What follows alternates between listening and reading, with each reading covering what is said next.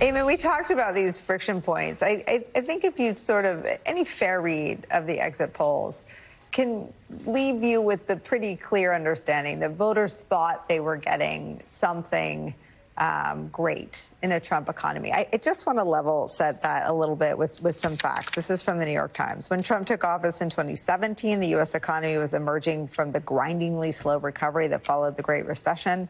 Inflation and interest rates were both low and have been for years. This time, Trump is inheriting an economy that's solid but slowing. Inflation has eased but remains above the Fed's target of 2%. And memories of the rapid price increases of a few years ago are fresh in consumers' minds. It drove a lot of the rage that voters expressed, feeling furious about the price of groceries. Trump calls it grocery. Just take me through sort of the political climate and the economic reality on a few of these stories that you think we'll be covering together as sort of the political meets the economic.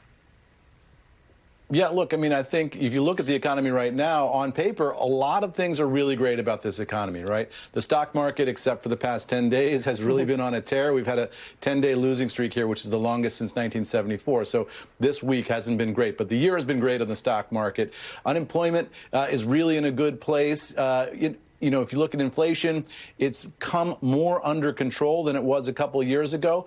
The problem is that prices are still high, right? When we say inflation is coming down, that doesn't mean prices are coming down. That means that prices are going up a little bit more slowly than they were going up before. So people remember when milk was a lot cheaper than it is now. And when they go to the grocery store, they feel that. I mean, inflation is like a pay cut for voters, and everybody hates a pay cut. And this is like a national pay cut for everybody. So that, mood kind of pervades through the economy and through voters' minds. And I think a lot of that was reflected in the vote for Donald Trump.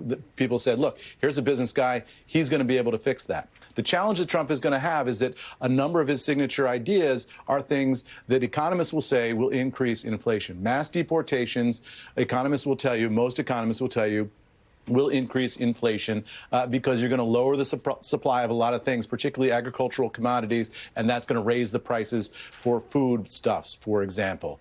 Tariffs, widespread tariffs, will also raise inflation, most economists will tell you. So Trump is in a tricky spot here. The tension is his campaign promises were things that will raise inflation, and he knows that he got elected because inflation was high. So the question is, what does he decide to do? And we just have no idea how to predict that, because this is a president who's serving a second term, who in theory won't be trying to run again in 4 years. So he's kind of detached now from political calculations.